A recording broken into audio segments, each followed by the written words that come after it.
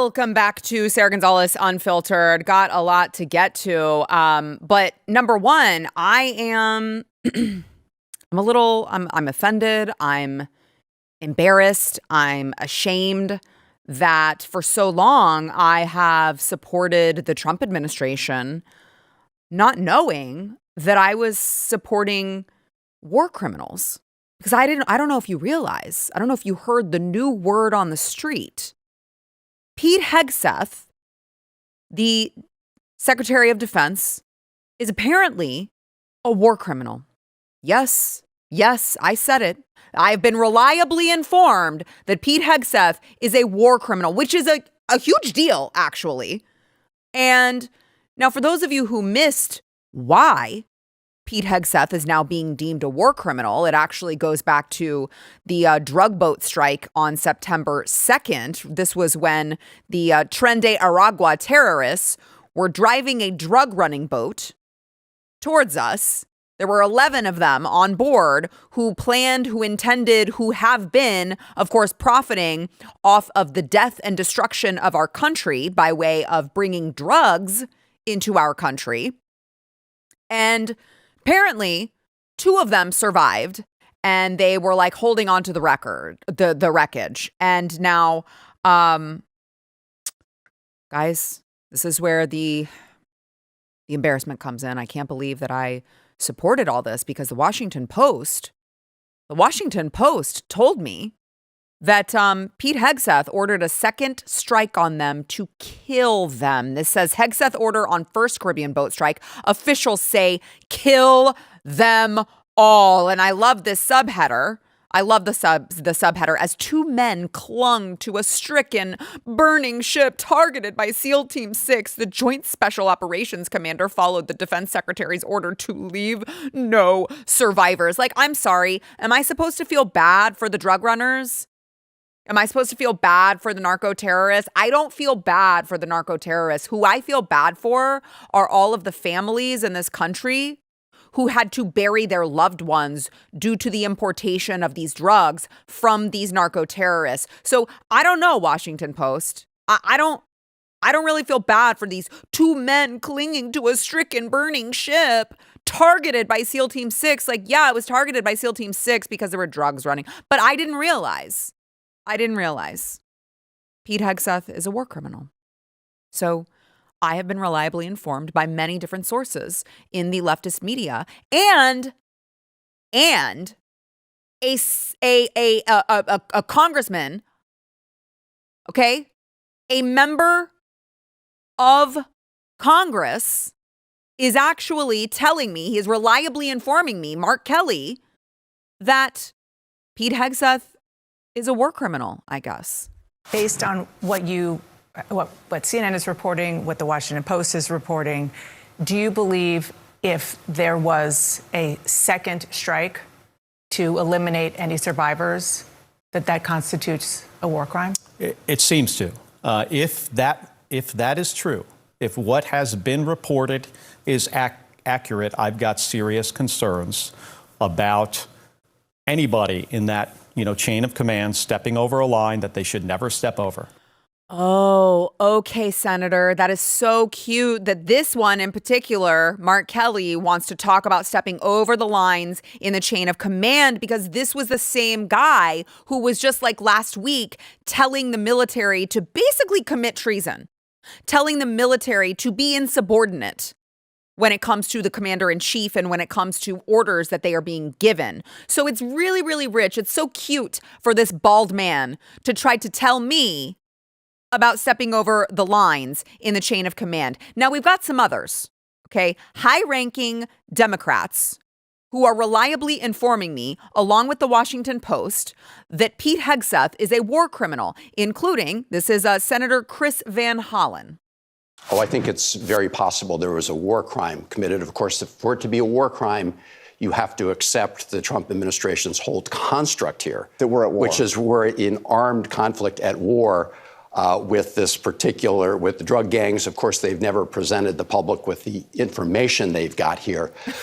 But it could be worse than that, right? If that theory is wrong, then it's plain murder. But even if you accept their legal theory, that theory is that it wrong. is a war crime. And so I do believe that the Secretary of Defense should be held accountable for giving those kind of orders. It's just a conspiracy theory. It's just a crazy conspiracy theory.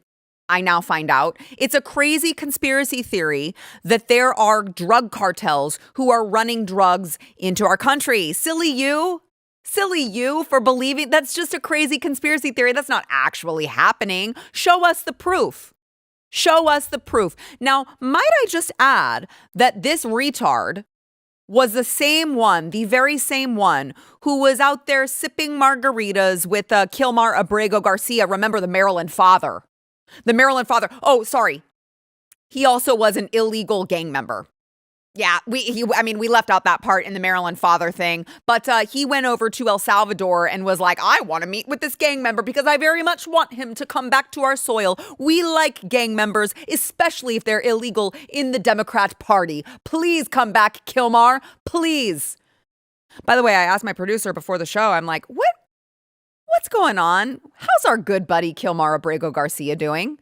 He said he's going to be deported soon to Liberia.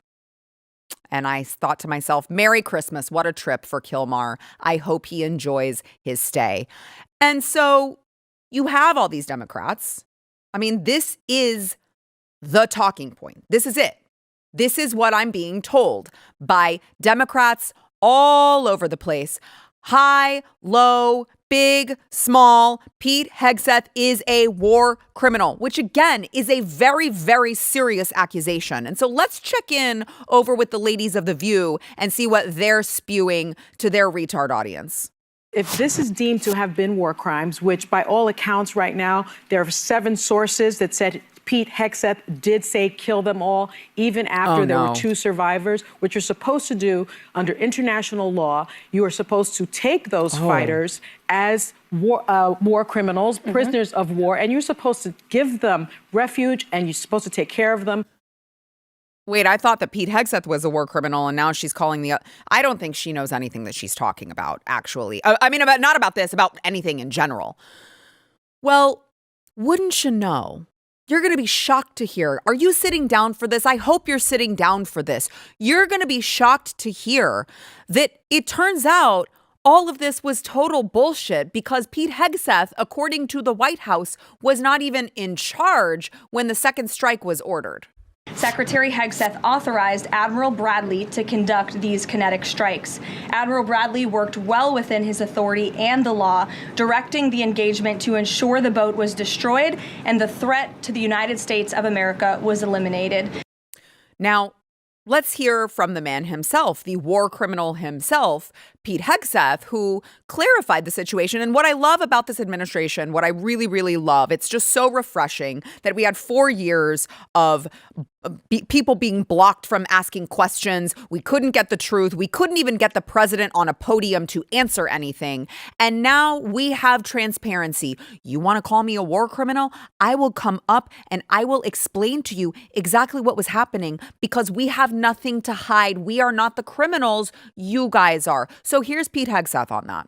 As any leader would want, you want to own that responsibility. So I said, I'm going to be the one to make the call after getting all the information and make sure it's the right strike. That was September 2nd.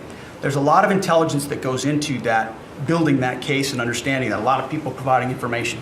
I watched that first strike live. As you can imagine, at the Department of War, we got a lot of things to do. So I didn't stick around for the hour and 2 hours, whatever, where all the sensitive site exploitation digitally occurs. So I moved on to my next meeting. A couple of hours later, I learned that that commander had made which he had the complete authority to do. And by the way, Admiral Bradley made the correct decision to ultimately sink the boat and eliminate the threat. He sunk the boat, and eliminated the threat.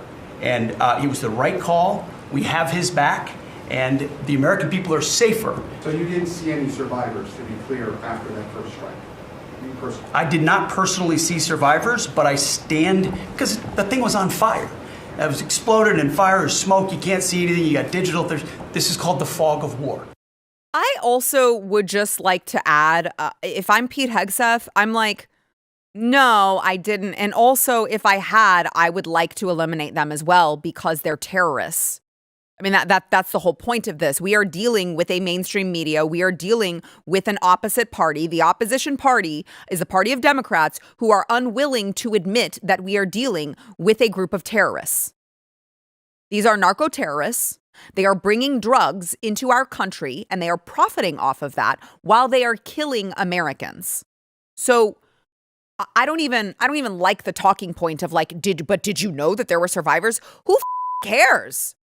Like, actually, who cares? These are bad people who have decided to wage war on our country. And I'm so sick of this soft mentality of like, oh, but we have to baby everyone. Oh, but what if? Oh, but what if? But what if they thought to themselves after you destroyed the boat in the first strike? What if they thought to themselves, maybe I'm doing life wrong. Maybe I should reevaluate my priorities. Shouldn't we give them a second chance? No, we shouldn't. No, thank you. I'm okay with that messaging from the administration. I think the millions of Americans who have been affected by the drugs that have been pouring into our country through our borders and elsewhere, I think the millions of American families who have had to deal with this, I don't think they care. I don't think that they feel sorry. I don't think that they are thinking to themselves when they read this Washington Post headline that I'm going back to here, as two men clung to a stricken burning ship targeted by SEAL Team 6. I don't think they're reading that and going like, wow, God, oh gosh, it evokes so many emotions. I don't think that the normal, average, regular person with two brain cells to rub together, I don't think that they're reading that and going like, oh man, that's harsh for those drug runners. I mean, like, shouldn't we hear both sides? I have to believe, I don't believe that Americans are dealing with it. I just don't. I don't think that Americans are buying any of it. And by the way, on that note, even the New York Times had to admit that it was not Pete Hegseth who did it, that it was Bradley who gave the order. They said Hegseth ordered a lethal attack, but not the killing of survivors, officials say. So when you've lost the New York Times in this, when you've got the Washington Post and the New York Times squabbling over whether or not Pete Hegseth is a war criminal, all you need to know from that is we're winning. We're winning. They're losing and we're winning. When they're arguing amongst themselves over whether or not our Secretary of Defense is a war criminal, it's because we're winning, okay? And here's another way you know we're winning. The PR on this has been awesome, dude. Let's pull up this Pete Hegseth. Yeah, here's Pete Hegseth's post on X. For your Christmas wish list, Franklin targets narco-terrorists. For the kids, for the family, for the adults, right? It's for everyone. Franklin targets narco-terrorists, and we all can know that Americans will be safer. Now, this was very offensive. It was very offensive to Democrats. It was very offensive that Pete Hegseth would joke about killing narco-terrorists. You can't joke about killing narco-terrorists, or you can't want to remove gang members from our country, or you can't want to remove violent rapists from our country who are here illegally. You can't want to do any of that. You can't joke about it. You can't want to make the country better. They want doom and gloom, and they don't like the humor. And I would like to play for you Senator Mark Kelly, who was very upset by this meme.